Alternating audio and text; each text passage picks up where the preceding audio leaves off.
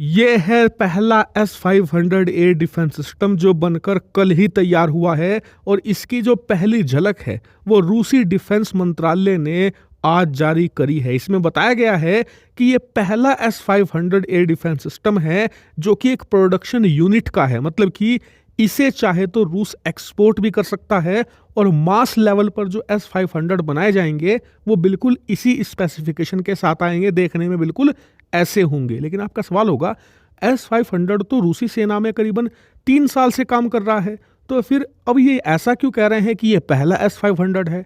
तो फर्क आप ये समझिए, रूस ने अपनी सेना में अभी तक जो S-500 शामिल किया है उनके अनुसार वो प्रोटोटाइप था, यानी कि सिर्फ टेस्टिंग के काम का था और पिछले 3 सालों में उसकी खूब इंटेंसिव टेस्टिंग की गई और जो टेस्टिंग में कमियां निकलकर सामने आई उन्हें दूर करते हुए ये पहला प्रोडक्शन यूनिट S-500 का तैयार कर दिया गया है। इसके अलावा आपको ये भी बता दूं कि चाहे आपको अच्छा लगे या ना लगे, लेकिन S-500 का पहला विदेशी ग्राहक बनने का भारत बहुत ही प्रबल दावेदार बन चुका है। इसको लेकर तमाम डिफेंस सोर्सेज ये बात कह रहे हैं कि चाहे भारत की इच्छा हो या ना हो, लेकिन भारत को थोड़ी संख्या में ही सही S-500 मजबूरी में खरीदना पड़ सकता है। मजबूरी इसलिए क्योंकि कायदे से तो भारत जो इसका छोटा भाई है S-400 एयर डिफेंस सिस्टम उसे भी नहीं खरीदना चाहता था।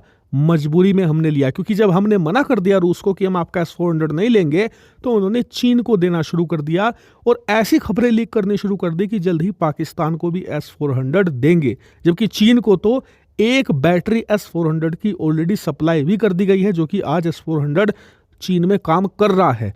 उसके बाद भारत को मजबूरी में आकर S-400 खरीदना पड़ा था, जिसके बाद ही रूस ने यह वादा किया था कि वो S-400 या ऐसी टेक्नोलॉजी पाकिस्तान को नहीं देगा। अब डिफेंस सोर्सेज कह रहे हैं कि यही सिनेरियो S-500 के मामले में भी प्ले किया जा सकता है, इसीलिए भारत की ये मजबूरी बन सकता है। लेकिन आपका सवाल होगा कि यार S-500 मजबूरी क्यों? ये तो दुनिया का बेस्ट एयर डिफेंस सिस्टम है, इसके जैसा तो कोई भी नहीं है। कहते हैं कि हाइपरसोनिक मिसाइलों को भी मार देता है, तो फिर भारत अगर इसे खरीद भी ले थोड़ी संख्या में तो इससे तो हमारा डिफेंस मजबूत होगा, सेना ताकतवर होगी। तो बात आपकी कुछ हद तक सही है, लेकिन पहले मैं आपको कुछ दिखा देता हूं जिससे कि आप मामला समझ पाएंगे। देखिए, जैसा कि आप स्क्रीन पर देख सकते हैं, खुद रूसी सरकार ने बताया है कि S-500 2021 से ही रूस की राजधानी मॉस्को की सुरक्षा कर रहा है और उस सुरक्षा में 2021 से लेकर आज तक कितने सेंध लगे हैं वो आप जानते ही हैं।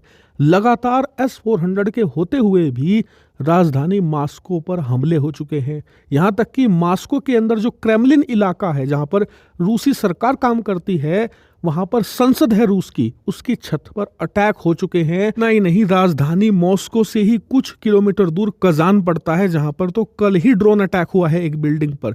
यानी कि छोटे छोटे ड्रोन अटैक रोकने में भी S-500 नाकामयाब साबित हुआ है। ऐसे में आप खुद बताइए कि ये जब उनकी राजधानी की सुरक्षा नहीं कर पा रहा तो हाइपरसोनिक मारकर करेगा क्या? बड़ी बड़ी मिसाइल तो आप मार दे रहे हो, लेकिन जो छोटी छोटी मिसाइलें हैं, छोटे छोटे ड्रोन हैं, वो आपको चकमा दे पा रहे हैं। ऐसे में ये एक बड़ी कमी है। इसीलिए आप देखोगे कि जो भारतीय डिफेंस एक्सपर्ट हैं वो S-500 को लेकर उत्साहित नहीं है। कई तो खुलेआम कह चुके हैं कि हमें ये नहीं खरीदना चाहिए, बेकार का सिस्टम है। इसीलिए भारत इसमें इतना इच्छुक नहीं है। हालांकि यहीं पर आपका एक और सवाल होगा कि आपने ही तो बताया कि रूस कह रहा है कि 2021 वाला तो प्रोटोटाइप था, उसमें कमियां थी जिसे दूर करके ये नया बनाया गया है। तो देखिए, नया वगैरह कुछ नहीं है।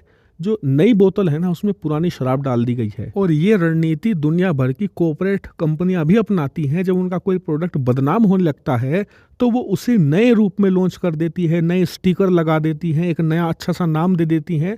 इसके अलावा कुछ ज़्यादा उसमें होता नहीं, जिसे ये कह दिया जाए कि जी पुराने वाले में कमियां थी, उसे दूर करके हमने ये नया वाला अच्छे वाला तैयार किया है। इसीलिए ये सिर्फ कॉर्पोरेट रणनीतियां हैं। लेकिन आपको क्या लगता है कि क्या भारत यहाँ पर S-500 खरीदेगा? खरीदेगा तो क्यों, और नहीं तो क्यों?